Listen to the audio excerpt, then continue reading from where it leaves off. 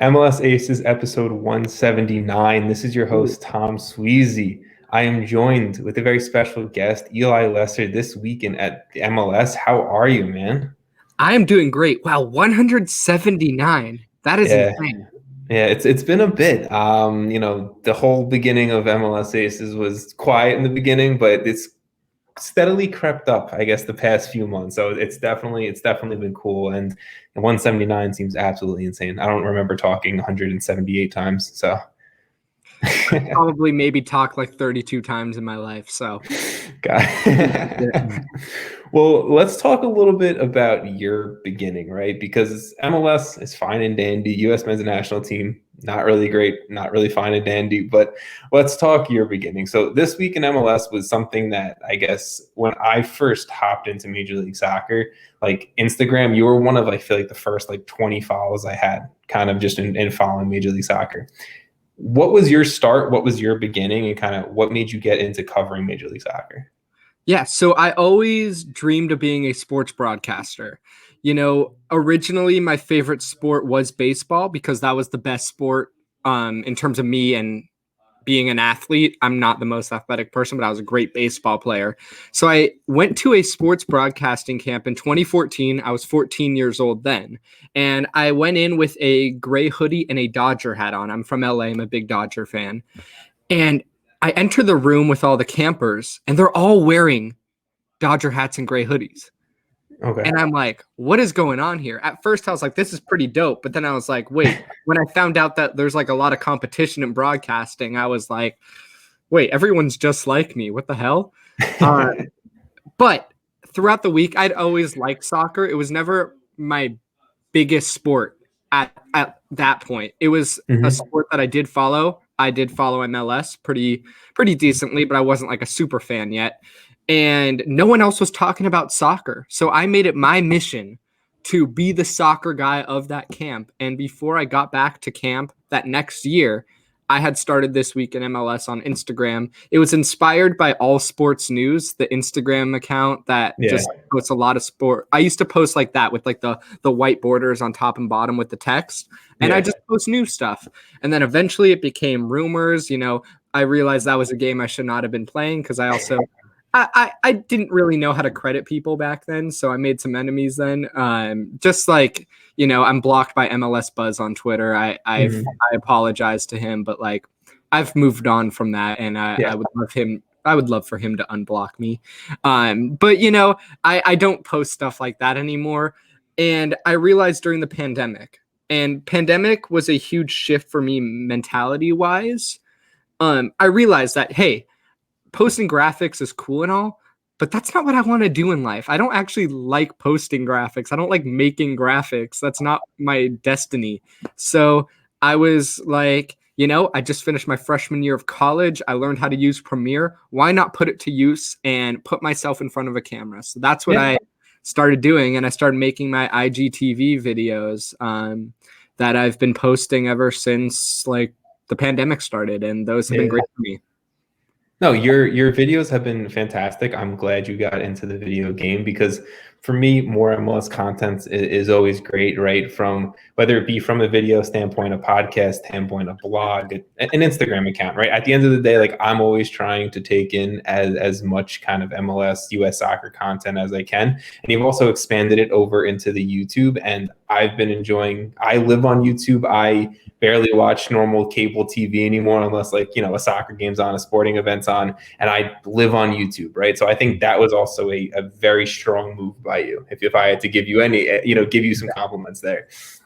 I think starting my show on YouTube was the big one. And then the videos I post on YouTube are just the videos that I post on Instagram. They are very short for YouTube videos. They are made specifically for an Instagram audience. If you're scrolling on Instagram, you're not going to watch a 15-minute video.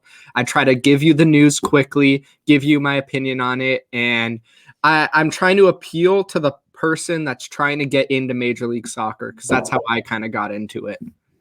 No, exactly. I got into it in very little bursts, right? Like I wasn't one of these people who grew up, I made fun of soccer. I didn't care about soccer. That's kind of how I got into it, right? And then as things went on a few World Cups later, me getting excited about it. I feel like I kind of took that stereotypical route with it. FIFA always helps the easy. soccer fan.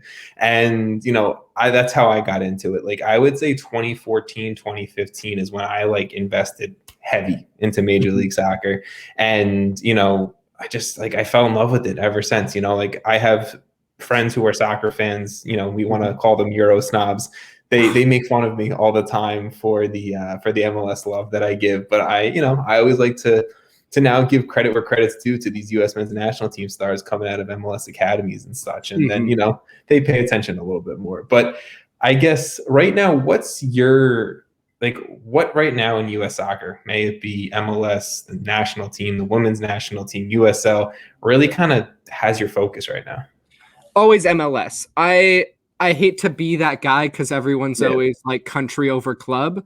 I don't have a specific club, but I focus more on the club game than the national game. I know that's maybe the less popular side, but it's a side that I want to be a part of in terms of the growth, and I think they all go hand to hand. I think when MLS is doing well and doing better and growing, the U.S. men's national team is going to do better because look at the players that we've been selling to Europe for these bigger and bigger prices. I mean, they're just going to benefit the national team. And it's the direction MLS should be going.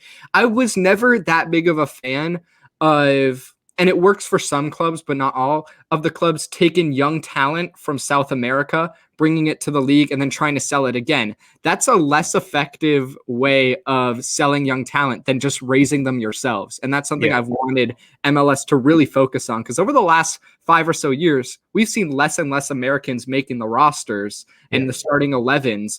But the past maybe 1 or 2 years, we're starting to see way more Americans get sold than the young South Americans that are getting brought into the league to eventually be sold. I mean, Diego Rossi's been in the league for 3 seasons now, and he hasn't been sold yet. I mean, that's kind of a bust to me in a way. Yeah, he's a great player, but I feel like the point of bringing him in was to sell him quickly. Barco is a huge example for me, where it's like, what is he even doing? He hasn't even broken out yet for Atlanta, and he's on year 4 now? 4 or 5. Yeah. It's insane to me, right? Like Diego Rossi is a perfect example of a guy who I love. Like I think he's absolutely fantastic. Arguably, top 3 player within this league. Won the Golden Boot last year. He's a guy who LAFC clearly brought in to sell sooner rather than later, and he's still hanging around. So in many people's minds, and like you just said, is it a bust of a move? You won a supporter shield, but you haven't really won like a major trophy with the guy. So I don't know. There's a lot going on, but there is also a lot of talented American youngsters, like you said, and we saw a group of those talented American youngsters fail to qualify for the Olympics. Haven't been able to talk about it on the podcast yet, so I'll definitely give some thoughts here, but I'm going to save some for the podcast. But I want to hear your thoughts. We failed to qualify for the 3rd straight Olympic cycle. Tough. It hurts. A lot of MLS guys on this roster, a lot of guys that I'm a huge fan of and have potential European futures. I guess initial thoughts after that loss the other night. I feel bad. I feel worse for the players themselves than for the program as a whole, because in terms of the program, this is something that should have not happened at all. And this is something that the program should have much better prepared for in general. And it's the stigma around U.S. soccer, the arrogance that has prevented the U.S. from fulfilling their potential, whether it's with the youth squads or the senior squad. It's that sense of entitlement, which just sucks. I guess it's an American identity. I don't know. I'm not trying to trash talk the beautiful country we live in, but I feel bad for the players, because the Olympics, while no one really cares about the Olympics, it's a great way for them to showcase who they are for a much larger audience. And also just 3, I hate to plug my show, but 3 of my first 4 guests on my show were on that roster. And they talked to me about how much being on the Olympic squad would have meant to them, and representing Team USA in the Olympics would have been huge. Everyone wants to be part of that ceremony where you walk in the flags and you just see all the athletes of every country march in. Like, it's those moments that these players aren't going to get a chance to be a part of. And, it also just worsens their chances of making it onto the senior squad as a whole, because the senior squad right now, I'm very optimistic about, and I'm very excited about, and I'd rather talk about them than these U23s. But, they showed that, they're not ready to help a team advance to a next stage of a tournament. So it's going to be hard for a lot of these guys to make it to that senior squad. And I agree with you that talking about the senior squad, way more of an optimistic conversation, especially after the last two games. But it is like also the true fact that these guys were potentially going to be the final kind of roster shaping players for the senior squad coming into the 2022 World Cup, 2026 World Cup, et cetera, et cetera. And we're going to need a deep roster pool when it comes to this upcoming year because of every single tournament we have going on. And I think for kind of in agreeing with you, my mind goes to the player first. And in the past, my mind hasn't always gone to the player first. My mind usually goes to the angry, stereotypical American fan. We suck. Why don't we do better? Whatever. But after I've been able to kind of interview some players and talk to some players and get more of that mindset, it really does suck. I was talking to one potential U23 guy who wasn't there in that camp, but would have been there if the team made the Olympics, pretty much what he told me. And he was like, I wish I was there to be able to kind of give that extra juice, give that extra energy to potentially give us that win. And he was like, it's killing me thinking about it right now, thinking about those dudes in that locker room. And I was just like, man, like, that has to just be so painful. That has to hurt so much coming from like a peer looking at these guys, and we're like fans that don't even know these guys at the end of the day, and it sucks. But I guess, what positives did you take out of this tournament? We did have a lot of players play well. I think a lot of players did up their triple G stock, that I like to call it. There's a lot of guys who did, right? There's a lot of guys who I think even potentially maybe secured themselves a European move in some kind of way. I'm not going to say just based off this tournament, but it helped. Who really did impress you from this tournament? Aside from that last game, and a real emphasis on that, David Ochoa, I thought he proved to be a very decent goalkeeping option, and he should be the starter for Real Salt Lake. We could ignore that last game, and I don't even want to mention what happened there. Sam Vines is a player who I think he's already a lock to make the senior squad as a backup left back, maybe. And I mean, he will go to Europe, and then whether it's summer or in the fall, and I'm very excited to see where he goes. And then one guy that I think really solidified himself as a USMNT player, Jackson Ewell, a guy who I believe has been slept on heavily by not really MLS fans, but USMNT fans, because there's a stigma that a player that's playing in MLS is just not as good as the players in Europe. But Jackson Ewell is a perfect fit for what Greg Berhalter likes to do. And I think he has solidified himself as a backup to Tyler Adams. I think he'll be the second option at the 6th position. I think that there's a stigma around, players playing in MLS. And I think that MLS fans have, at least the majority that I talk to, have a stigma around players that play on San Jose. Maybe it's the specific Almeida style. Maybe it's just San Jose's recent lack of success in any type of really competition. But Jackson Ewell definitely is a guy who I think is in competition for Tyler Adams' backup. I think Kellen Acosta has shown some very solid performances at the 6. Again, another MLS dude, a guy who I'm a huge fan of. So Jackson Ewell is definitely getting a name for himself. I think Hassani Dotson also. Hassani Dotson, I forgot about him. Not that outside of that brace, right? Hassani Dotson, at the end of the day, scoring goals isn't the only thing that shows you had a good performance. But Hassani Dotson was a leader on that field through all of those games, from Mexico to the Dominican Republic, whatever it may be. So some of these guys I really do enjoy. Some of these guys I wish they got a full chance to really kind of play in a major competition, this potentially being the only major competition that are internationally they're ever going to have in their career, which sucks. But some guys we just got to say bye to. But I guess to round out this Olympic failure, how are you feeling right now about the youth system? How are you feeling right now about Jason Kreis as an NYCFC fan? I've never been super high on Jason Kreis, so I guess how are you feeling about that overall? Well, he's got to go. I mean, there's no coming back from this if you're Jason Kreis. And like, I hate to be so cynical, but like his coaching career is effectively over. He's failed in MLS multiple times. He's now failed. I mean, I think did he win as a player or win as a coach in MLS? He won as a coach with RSL. Yeah, but they had Nick Raimondo, so yeah, that's it. Valid.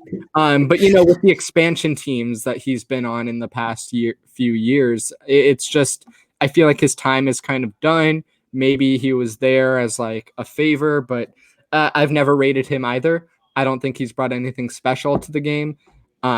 He's an MLS legend, which is great. But in terms of the youth as a whole, I'm not worried.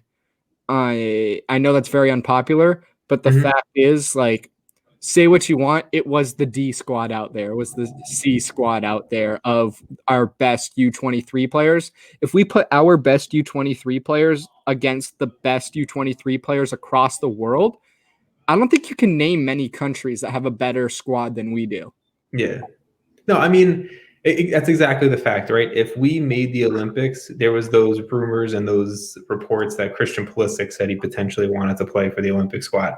That's insane that a dude of Christian Pulisic's, capabilities is still at the U23 level, technically, right? He's obviously is playing levels above that, but age-wise, yes. So let's kind of steer away from that.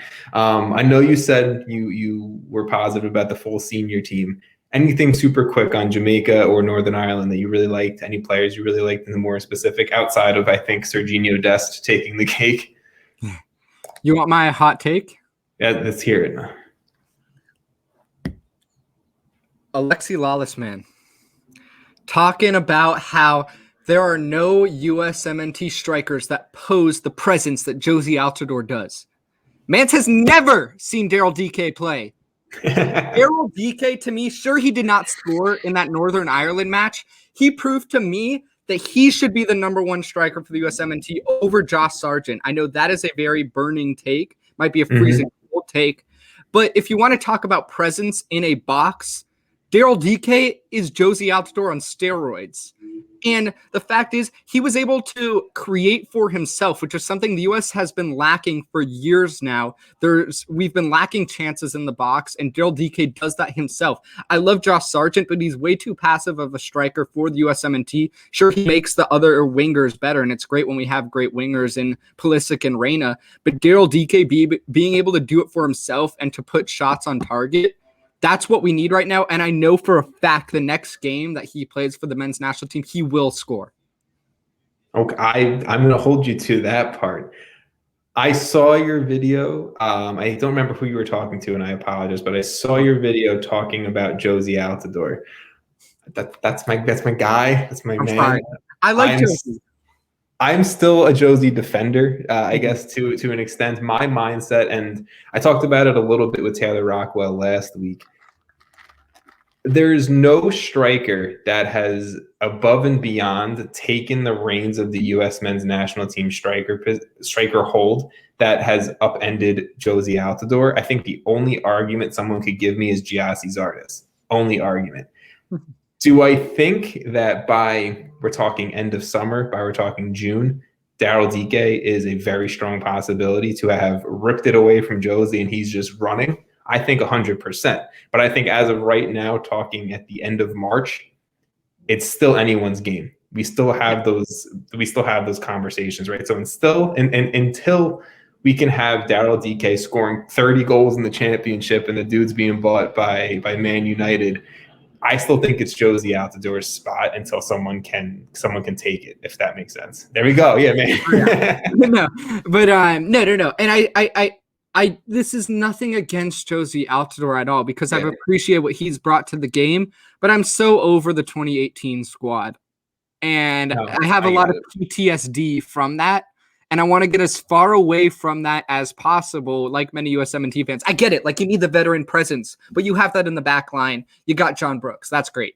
I think just like continuing with the youth movement, raise them together like little cubs and then set them free. That's just the goal. And I think, and I'm not saying that Daryl DK is already better than Josie ever was, but I'm willing to, you said maybe in August, I'm willing to bet right now that Daryl DK will be the guy in August and will be the guy in the future.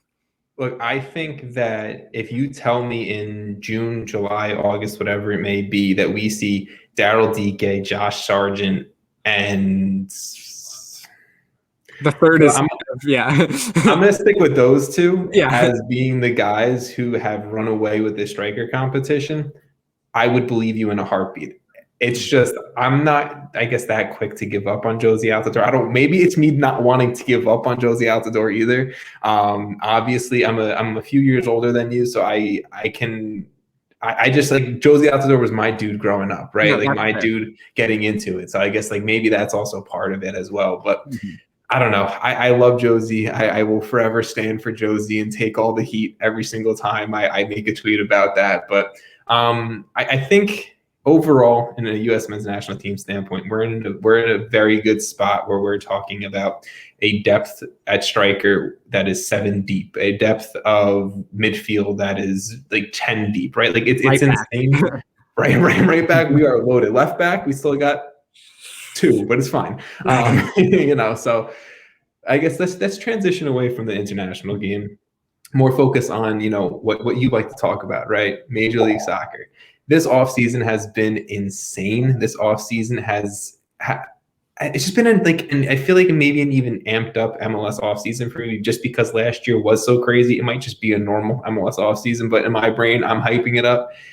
What has been one of your favorite moves that an MLS team has made this offseason? I'm going to try not to be all basic and be like, oh, Brenner's the biggest move. Like, yeah, it was the biggest move. I get that. Yes. Atlanta had the best offseason. They're going to be elite again. Cool. We get that. We could cross that out. First of all, I've been loving the Portland Timbers since the MLS's back tournament, and they got better this offseason in the positions they needed to, the right back and left back, getting not the Chilean goalkeeper Claudio Bravo, but the legend Argentine right back or left back Claudio Bravo, who's 23 years old. Sure, he's more of an attacking player, but that attack is going to be dangerous. I already thought that Portland had the best front 6 in MLS when healthy with Sebastian Blanco. Mm-hmm. And adding him and Van Rankin at the fullback positions, I have them as the best team in the West right now for sure. Then there's some moves that I think have not been made yet, but are close to happening that I think would be the biggest. Ramon Abila, who is a Boca Junior striker who is linked with Minnesota. He could be going to Minnesota very soon. I think the fact that Minnesota doesn't have a striker right now is what's keeping them from truly being an MLS elite team. But getting Abila instantly puts them in that contender category for me for the MLS Cup. Adding Abila to Emmanuel Reynoso, another Boca Junior guy, that link is going to be insane and so fun to watch. And then I got an underrated signing for you. Let me hear it. And this is the most random one I'm going to probably talk about over my lifetime. Okay. And I'm going to talk about your bitter rivals here. That's fine. I'm waiting for it. They've been good. They've been good this offseason. Because they've had to make changes, and no other change has intrigued me more than Fabio Roberto Gomez Neto. I remember the move. This man is 23 years old. He is 6'4", and he is great with his feet. When do you see that? This man scores from everywhere. Sure, he's only played on some League 2 sides. Like he was in the second league in Brazil, but he was just dominating there. He was in Japan for a little bit. But this man knows how to score goals. And you add him with Caden Clark, a player who I think will have a breakout season. He's got to. If he's going to actually make that move to Leipzig and put himself in the national team conversation, I am really liking this. I like Barlow and White, whatever, but Fabio is very intriguing to me, and he's definitely the signing I'm most looking towards. I want to see what happens. And it could be a big hit or it could be a big miss, but I think there's a lot of potential there, and he fits exactly what the Red Bulls want to do because he is a hold-up striker, which is very excellent because the Red Bull wingers, guys like Danny Royer and Florian Velo, they need a hold-up striker because they love to push up and get into the box themselves. So adding Fabio right there is perfect for them. I like that move, and that's one that I don't think anyone's ever going to go super heavy into, and I love that you just did because I think when things come around the middle of the season and we need to have a lot of roster rotation this MLS season and a lot of guys are going to be used, he could be a guy that just absolutely sneaks up and maybe has 6 goals at the end of the season and like a bunch of assists because he's just laying off balls to Danny Royer, to Caden Clark, to Fabian Velo, whoever else is going to be running. And I love that. I absolutely love that. And to go off your Minnesota United take, Minnesota United is, like you said, a striker away of being up there with the Timbers and LAFC for that Western Conference top spot. Minnesota United is a very good team. Losing Kevin Molino sucks. It hurts, but they have a lot of talent there. Okay. A striker would just seal the deal. Yes, they have Swagadello. I'm a big Juan guy, but let's get a striker up there in Minnesota. I have a move, and I guess more an overall team I want to talk about. And I butcher his name every single time I try to say it. Arnor Ingvi Trausten, the Iceland international for New England. I think New England might have the best. You said the Timbers. I think New England might have the best attack in Major League Soccer with this dude on the wing. Give me Bo. Give me Heel. Give me Busca. Give me all of them. I think New England is so good heading into 2021. It's so funny because I was expecting you to ask me who I saw would be in the MLS Cup, and I was literally about to tell you Portland, New England. I love that. I am so high on New England. The reason why I don't say Columbus Crew is I feel like they're too good to make a back-to-back run. That just is a curse in MLS sometimes, you know? Some teams just look so good that they just won't go back-to-back, even though I'd probably take their bench over most starting 11s in the league. But the New England Revolution attack, we saw in the playoffs when Carlos Heel and Gustavo Bo are on their game, the Revs are practically unbeatable. With the supporting cast they have as well, the back line of super draftees that have just dominated. I love the Revs so much. And like I even put on a post the other week, I think Matt Turner is the best goalkeeper in the league. Sorry, Andre Blake. You won the goalkeeper of the year because of the narrative of winning the supporter shield. Matt Turner was the best goalkeeper in MLS last season. He will be this season, and he is number 2 on the USMNT depth chart. I don't care about Ethan Horvath. It is Matt Turner. So Matt Turner is a big part of this. If Matt Turner stays throughout the summer, I think the Revs they have a very good shot at moving to MLS Cup. I don't like to play in indefinites anymore. I've gotten burned plenty of times playing indefinites, but Matt Turner definitely has a possibility of being sold to a European club come this summer. And I think that is 100% deserves it, but in an MLS perspective and a New England Revolution perspective, scary for Revs fans because your dude could be gone. And I don't know, off the top of my head, I cannot think who the Revs backup goalkeeper is, but not as good as Matt Turner. Whoever it is, I'm sorry. I like you probably, but you're not as good as Matt Turner. I think it's Brad Knighton, who's just been there since the beginning of time. He's been there since 1996, I feel like. His hairline really proves that, but we have a lot of FC Cincinnati supporters who follow us on Twitter, who watch this show, who listen to this show. FC Cincinnati supporters are some of the most ruthless fans in Major League Soccer for back-to-back Wooden Spoon winners.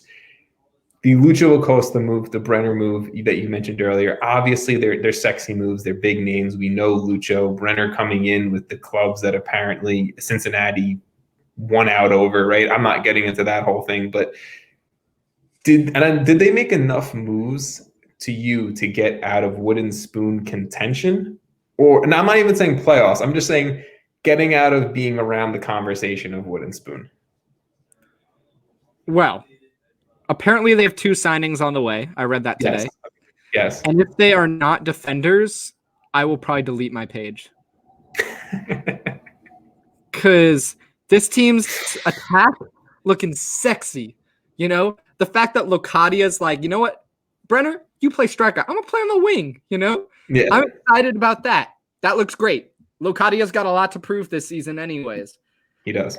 But they got Nick Haglund starting at center back. Vander Werf is starting at center back. Can you name? They got Ronald Matarrita. I mean, playoff choker, whatever. We can move on. Whoa. I'm sorry. I had to roast him a little bit, but then like right now, when you look at their like depth chart, Joe Zhao is the right back, a guy who's never played defense in his life.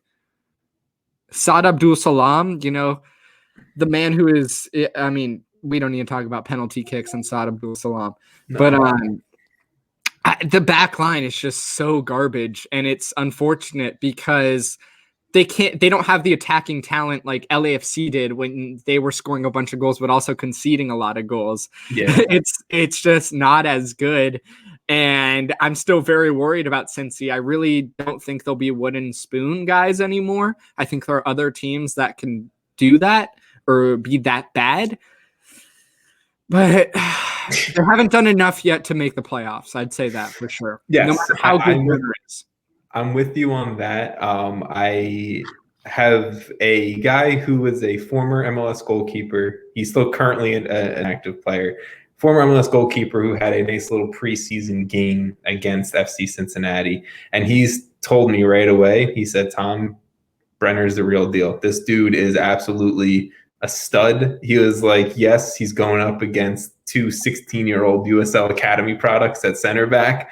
But he was like, this guy, you can just tell the way he kind of just like moves around the field that this guy's the real deal, and just be on the lookout for him next season. So I will definitely throw that one in there. That is great. However, sometimes a player is only as good as the players around him. And no matter how talented Brenner is, if the players around him aren't giving him the proper balls, giving him the proper passes and feeding him correctly, he's not going to be as effective, even if the talent is there and he is the real deal. And that would unfortunately alter his career. And that kind of worries me for him because, apparently Arsenal wanted him or some crap like that. We can go Arsenal, PSG, Juve. You want to just name all the clubs, right? But FC Cincinnati. Yeah. Which is a dub in itself. My favorite jersey I own is actually the inaugural season FC Cincinnati kit. It's a funny story. It's a Kenny Seth kit. Okay. That arrived the day before his contract was terminated with them, and I was very bummed about that. But I rock it all the time. It's a great one. But that's just like that's one that you should just like frame and have that up and be like, yes, that's golden. I'd say it's my most. I go to Syracuse, we wear orange, and we got a little blue in there too. So, like, it's probably my most worn jersey. Yeah, okay. I mean, look, whatever matches, whatever works. I have two more teams I kind of quickly want to touch on because they've been a little bit recent in the news, and I think they have interesting talking points. Inter Miami. Kieran Gibbs, Kelvin Leardom, Ryan Shawcross, Jovan Jones. Pretty much they're collecting all of Beck's old buddies from the Premier League and ex-Seattle Sounders players. Is this the formula for a winning team in Major League Soccer? If we're in 2009. Hey, I mean, that's when Bex was doing his thing, right? So maybe he's like, this is how you win, right? I know. I made this analogy in one of my Inter Miami videos when I talked about the mess of Inter Miami. And I said David Beckham bringing in Phil Neville, the coach, and Ryan Shawcross into the mess that is Inter Miami is like when Adam Sandler brings David Spade and Rob Schneider into literally any of his garbage movies. I love Adam Sandler films, but like they're hot garbage. It is what it is. But that's what this reminds me of. It's just like helping your poorer friend get a job. And I have serious doubts about this Inter Miami squad. If you think you're elite, you're probably wrong. The only thing that would make them elite is obviously my Lord and Savior Brek Shea. Yes, of course. I mean, it's Brek Shea. He's the GOAT. And I even have a song. I have a remix song called Brek Shea is the GOAT. And I'm going to spoil something for you, by the way. So I'm doing an April Fool's prank on Thursday. And I'm doing one of those like I'm leaving Instagram forever videos. But then it's actually going to be a music video for my Brek Shea remix. So stay tuned for that. I am very excited for that now. I am a big Brek Shea guy. Brek is, I think, the legend of U.S. soccer. Definitely all hail Brek Shea. One guy who fans of this specific team may not be all hailing is Mark Dos Santos and the Vancouver Whitecaps. Interesting offseason. Caio Alexandre, right? Bruno Gaspar, some of the big moves coming in for Vancouver. Don't want to talk specifically about the moves. Unless you have opinions on the moves, please give it to me. Is this a make or break year for Marc Dos Santos as a guy who was supposed to kind of come in, take the reins, and revamp this entire Whitecap squad a few years ago?